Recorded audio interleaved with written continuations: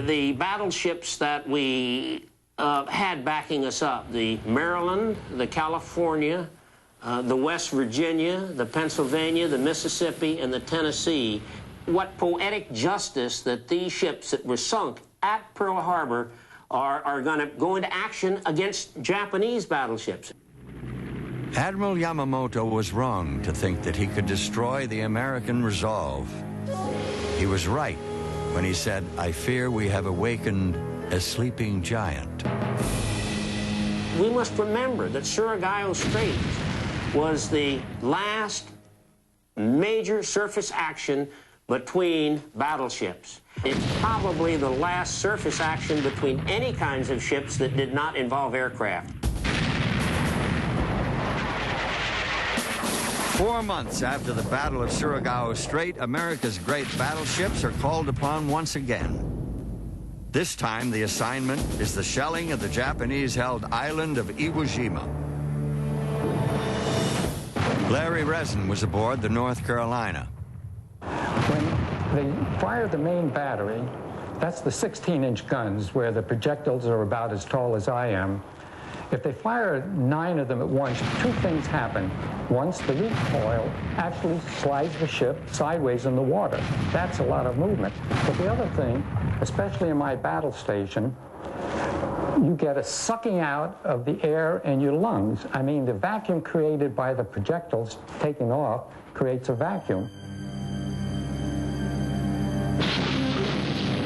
In March of 1945, only the island of Okinawa stood between the Allies and the Japanese mainland. And Okinawa was fiercely defended. For the Americans and for the Japanese, the battle for Okinawa would be the most costly action of the Pacific War. 75,000 Japanese, 13,000 Americans, and 150,000 Okinawan civilians would be lost. America's battleships were there to prepare the way. The North Carolina and the other 3 ships of the Iowa class, Missouri, Wisconsin, and New Jersey, joined the older but still highly accurate New Mexico and Tennessee. The Allied landings began on Easter Sunday, 1 April, 1945. They were accompanied by massive bombardments from the battleships. With the defense of Okinawa, the Japanese unleashed Operation 10 Go, the largest, most concentrated kamikaze campaign yet.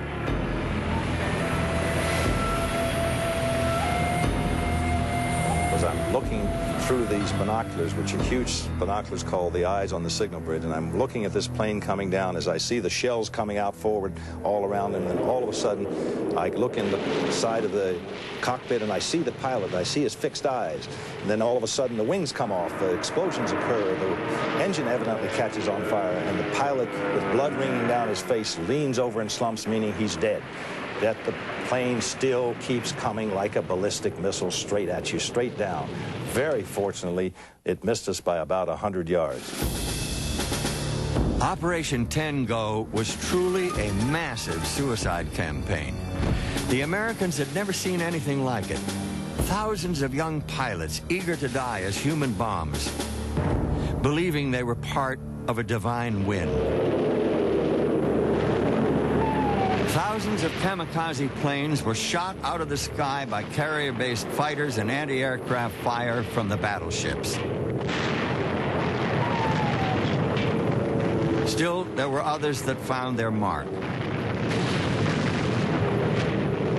33 American ships and 5,000 men were lost to kamikaze attacks during Operation 10 Go. But perhaps the greatest kamikaze mission of all time involved not aircraft, but a battleship, the largest, most fearsome battleship ever built. 4 years before the attack on Pearl Harbor, the design for a new and massive battleship was secretly being tank tested in Japan's Kure shipyard. She would be called Yamato, the oldest and most sacred name with which the Japanese referred to their island nation. And she would be the largest, most powerful battleship ever built.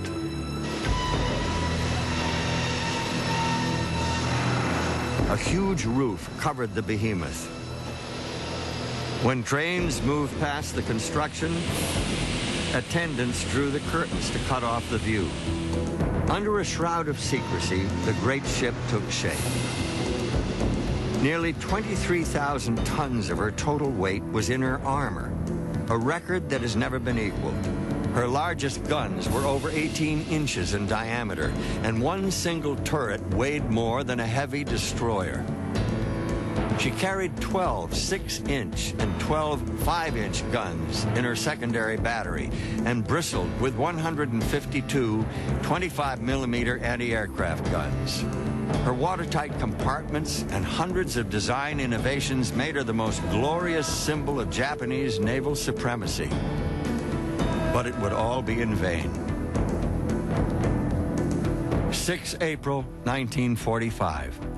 The battleship Yamato and 9 support vessels steam out of the port of Kure into the East China Sea.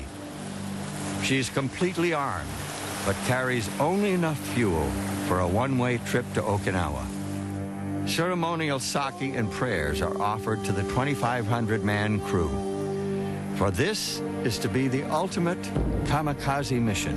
Yamato is to be sacrificed as the Imperial Navy's face-saving in the final battle of the war.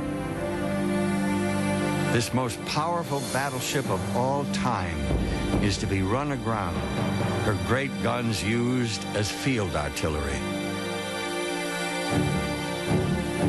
At sea, the Americans are waiting.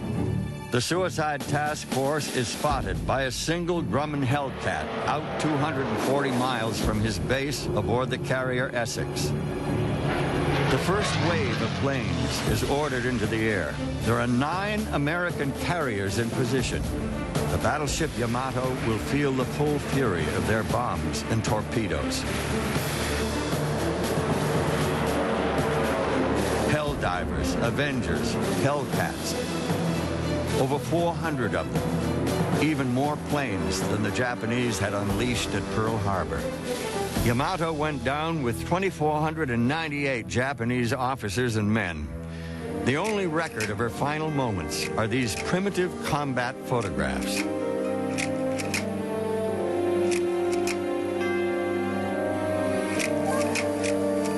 But one can imagine such horror by recalling the death of another invincible battleship, HMS Barham,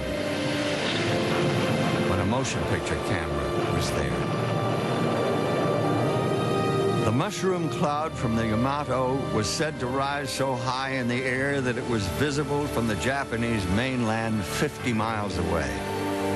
Yamato had become the symbolic funeral pyre of the Empire of Japan.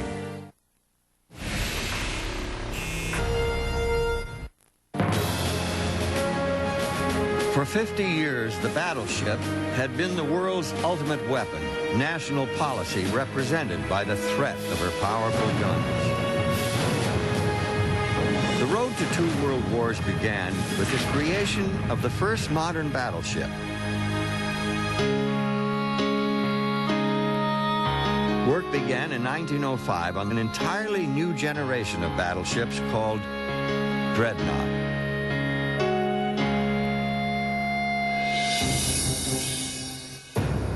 HMS Dreadnought would be the heaviest, fastest warship afloat. Her firepower was concentrated in 10 12-inch guns. To protect her magazine, she was wrapped with armor plate 11 inches thick. Below her waterline, 18 watertight compartments made her unsinkable. She carried torpedoes and was the first major warship to run on steam turbines, her 8 engines propelling her at an unprecedented 21.6 knots. Dreadnought changed everything. In America, Japan, and Germany, new battleships already approved were rushed into construction.